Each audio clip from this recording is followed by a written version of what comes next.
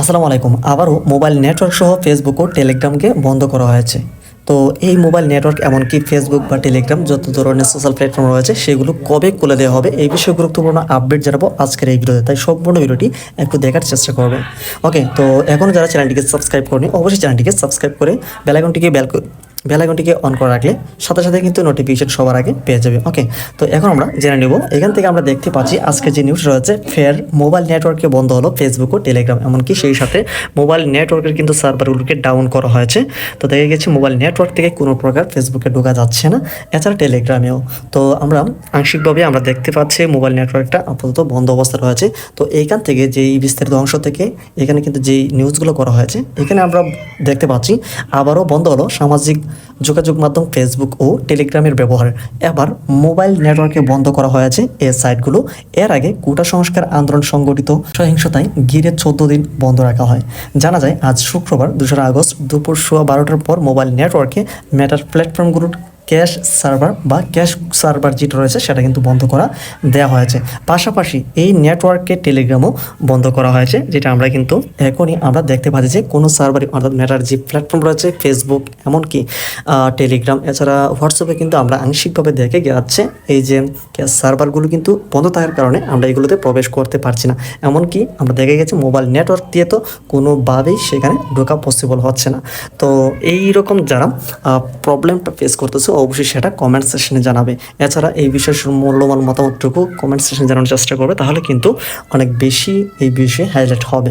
ওকে, তো এখানে আমরা তারপরে আসি। সংশ্লিষ্টরা বলেছেন গতকাল বৃহস্পতিবার রাত থেকে দেশে ইন্টারনেটে গতি স্বাভাবিক হচ্ছিল।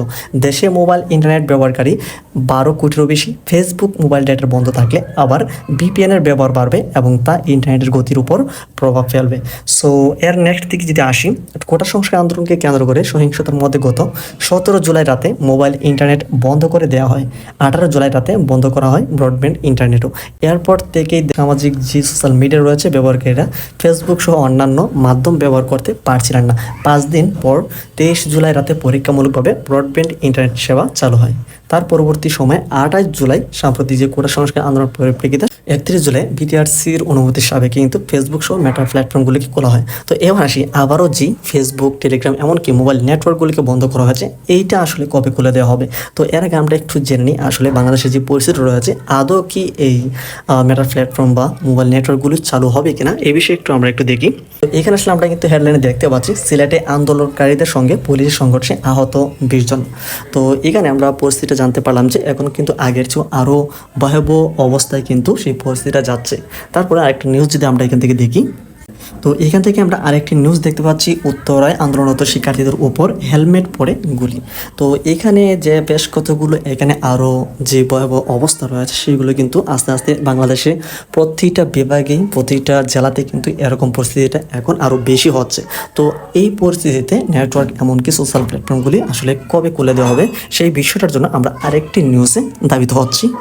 তো এই যে নিউজ রয়েছে এটার উপরে কিন্তু নির্ভর করছে আসলে মোবাইল নেটওয়ার্ক এমনকি মেটার প্ল্যাটফর্ম বা সোশ্যাল মিডিয়া খুলে দেওয়ার এই বিষয়ে। তো সেটা আমরা এখান থেকে একটু দেখে নিই।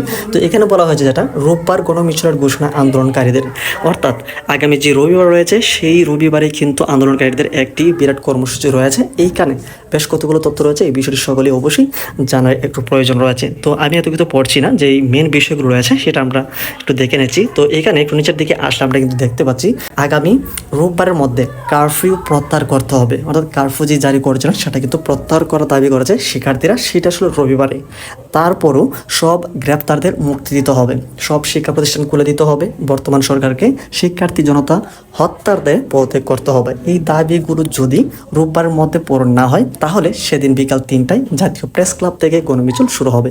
তো এখান থেকে আমরা যে বিষয়টি জানতে পেরেছি আগামী যে রোববার রয়েছে একটি কর্মসূচির মাধ্যমে সব কিছু দাবি দেওয়া কিন্তু মানতে হবে, তা না হলে কিন্তু আবার আরও দেশের পরিস্থিতিটা খারাপ হতে যাচ্ছে। তো এমত অবস্থায় আসলে সোশ্যাল প্ল্যাটফর্ম কিংবা মোবাইল নেটওয়ার্কটা আসলে কন্টিনিউ রাখবে কিনা সেই বিষয়ে কিন্তু আমরা দেখতে পাচ্ছি এই পরিস্থিতিটা হতে পারে। এই পরিস্থিতি শিথিলকরণের লগে বা স্বাভাবিক অবস্থায় ফিরে আনতে নেটওয়ার্ক কিংবা সোশ্যাল প্ল্যাটফর্মগুলিকে যেহেতু বন্ধ করেছে আবার হতে পারে কয়েকটা দিন পরে আবার চালু করার নির্দেশ আসতে পারে।